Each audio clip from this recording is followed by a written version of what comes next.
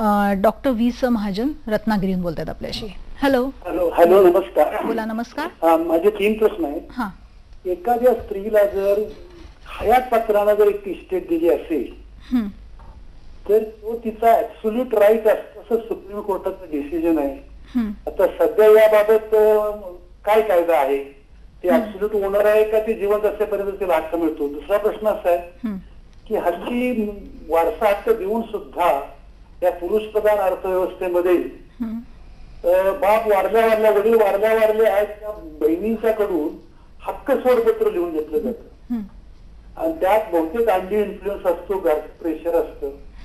समजा एखाद्या बहिणीनं मुलीनं की ते हक्क सोडपत्र दिल्यानंतर माझ्यावर अंडी इन्फ्लुएन्स खाली हे हक्कपत्र घेतलेलं आहे आणि पुन्हा दावा केला तर तिला तो हक्क मिळू शकतो का? आणि तिसरा प्रश्न असा आहे की रखेल जे प्रकार आपल्या हिंदू संस्कृतीमध्ये आहे त्या रखेलीच्या मुलांना मेंटेनन्स मिळतो हे इथं पत्नीच्या मुला इतका हक्क मिळतो असा सुप्रीम कोर्टाचा डिसिजन आहे.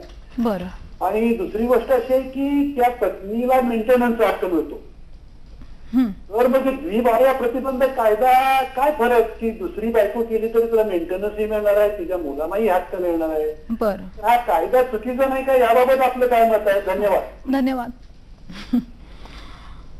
आधी आपण पहिला प्रश्न घेऊया की मुलींनी हक्क सोडपत्र करून द्यावं किंवा नाही द्यावं. बऱ्याच वेळेला बहिणी आपल्या भावाचं म्हणजे माझं सगळं व्यवस्थित आहे आणि म्हणून मला आता वडिलांच्याकडनं काही नकोय म्हणून स्वखुशींनी देतातही लिहून, किंवा भावाचं अजून तेवढी आर्थिक परिस्थिती चांगली नाहीये माझी आहे म्हणून देतातही. त्यावेळेला काही प्रश्न येत नाही. पण ज्या वेळेला जबरदस्तीने अशा प्रकाराने सोड चिठ्ठी घेतलेली असते, सोड चिठ्ठी म्हणण्यापेक्षा हक्क सोडण्याची डीड केलेलं असतं, तर त्या वेळेला मात्र ती हे चॅलेंज करू शकते. पण तिला अर्थात मग कोर्टात ते सिद्ध करावं लागतं की हे असं कशा पद्धतीने ते झालं. आता त्याच्यामध्ये सुद्धा काही वेळेला सोय म्हणून किंवा कोर्ट फी स्टॅम्प भरायला लागू नाहीये म्हणून फक्त ऍफिडेव्हिट वगैरे करतात आणि त्याच्याप्रमाणे हक्क सोडला असं दाखवलं, पण त्याला पूर्णपणे हक्क सोडल्याचं स्वरूप येत नाही. पण म्हणून त्यावेळेला जेव्हा हक्क सोडपत्र जेव्हा केलं जातं तेव्हा कोर्टाचं स्टॅम्प ड्युटी भरावी लागते, तेव्हा त्याच्यात तुम्हाला रजिस्ट्रेशन करावं लागतं. हे सगळं जेव्हा पूर्ण होतं तेव्हा ते हक्क सोडपत्र जे आहे ते व्हॅलिड ठरतं. पण आता ह्याच्यामध्ये जर त्यांनी 2 प्रकारे वेगवेगळ्या प्रकारे केलाय, नुसतंच समजा त्यांनी केलाय एनओसी किंवा स्टॅम्प पेपरवर देतात ते, आणि दुसरं रजिस्टर केलेलं आहे आणि स्टॅम्प ड्युटी भरलेली आहे, या 2 परिस्थितीत त्यांना दाद मागायची असेल, रजिस्टर केलेलं आहे आणि स्टॅम्प ड्युटी भरलेली आहे, तर मग त्या बाईंना दाद मागणं अवघड जातं. कारण मग ते प्रत्येक ठिकाणी त्यांच्या सह्या लागतात, इव्हन रजिस्ट्रेशनच्या वेळेला त्यांच्या सह्या लागतात. तर तुम्ही प्रत्येक वेळेला असं नाही म्हणू शकत की मला जोर जबरदस्तीने सही घेतली, त्या क्षणी घेतली असेल पण पुढच्या प्रोसिजर मध्ये जेव्हा तुम्ही सहभाग घेताय तेव्हा ते म्हणणं तिला अवघड जाईल. पण इतर जे साधे पेपर्स करून घेतले जातात त्याच्यात जर तिने असं सिद्ध करू शकले की तिच्यावर दबाव आणला आणि म्हणून तिने ते दिलं तर मग तिचा हक्क राहू शकतो. बरोबर.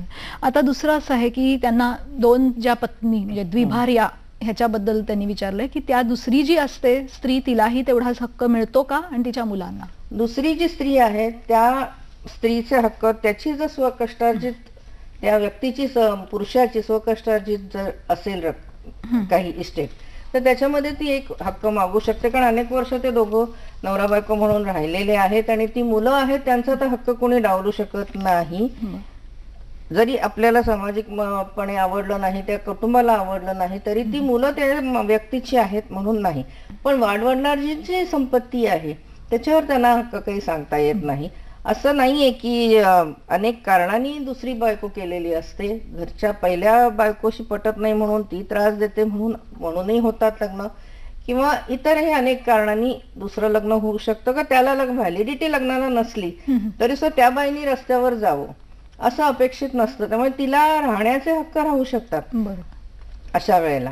मग अशी मी म्हटलं जो परत कौटुंबिक हिंसाचार विरोधी कायदा, तर ती त्याच्यावर हक्क सांगू शकते की मी घरातनं बाहेर जाणार नाहीये. म्हणजे हा जो कायदा आहे हा त्या दुसऱ्या स्त्रीला प्रोटेक्शन देतो. लिव्ह इन रिलेशन मधल्या सुद्धा स्त्रियांना प्रोटेक्शन देतो.